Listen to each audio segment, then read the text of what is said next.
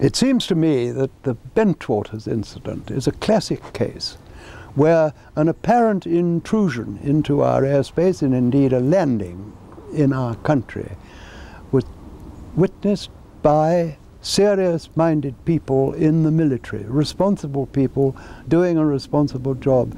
And Bentwaters is, in a sense, a benchmark for how not to deal with these matters in the future.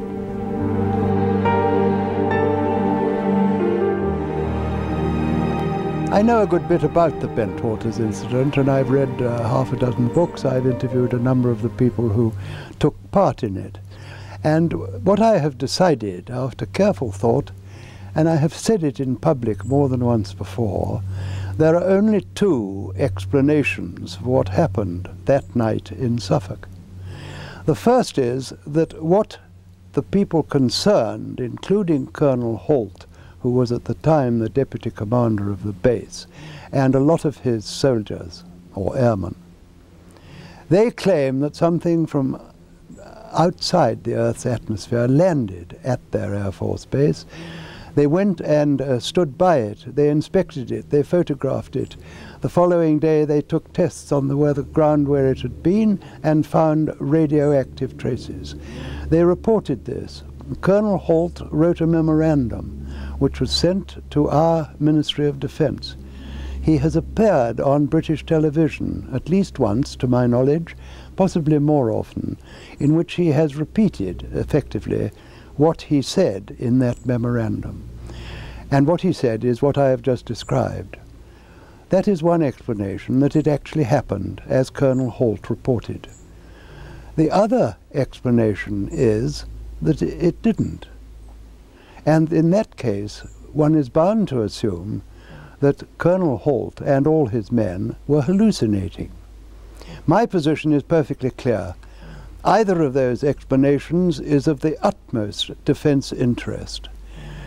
It has been reported and claimed, and I myself have raised it with ministers at the Defence Ministry in this country, who deny that anything they have been informed is of defence interest.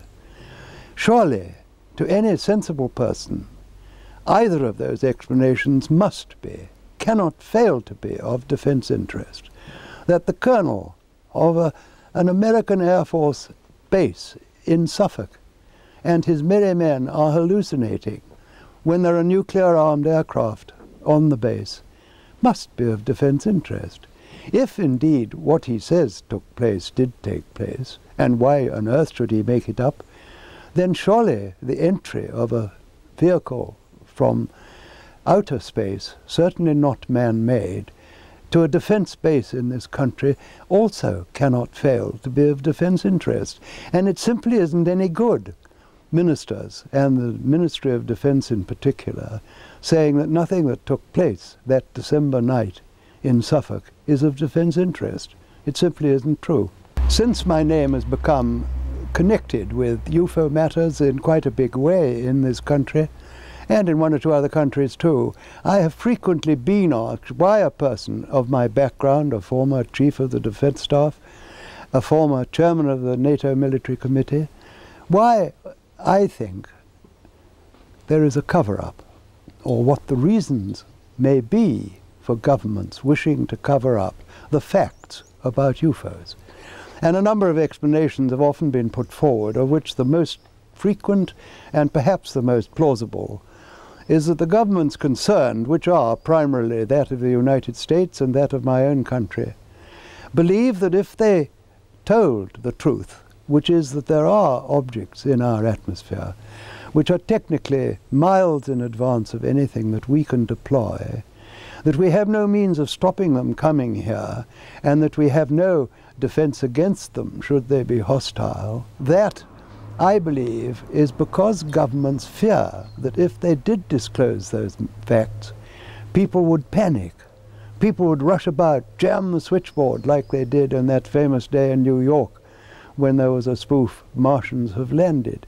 People will go mad and they'll jump up and down. I don't believe that at all. I've said so in print. I've said it in the foreword I wrote to one of Timothy Good's books. I do not believe that people today, in the 21st century, are going to panic at that sort of information. After all, they have put up with the introduction of nuclear weapons, the destruction of 2 Japanese cities 50 years ago. They put up, not put up with, it's the wrong word, they take as a matter of course that we can land vehicles on Mars.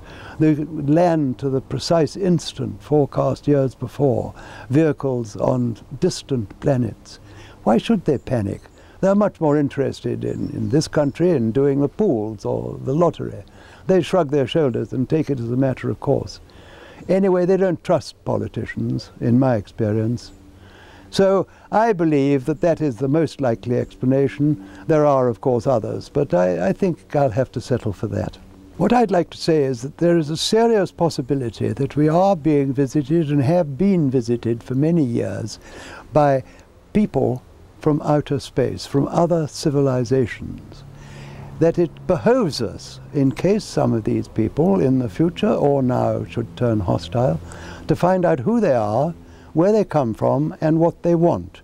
This should be the subject of rigorous scientific investigation and not the subject of rubbishing by tabloid newspapers.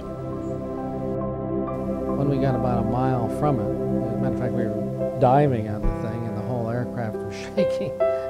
And it just took off into space at several thousand miles an hour, almost directly up. And now this was at night. It reminded me a lot of the shuttle launch or something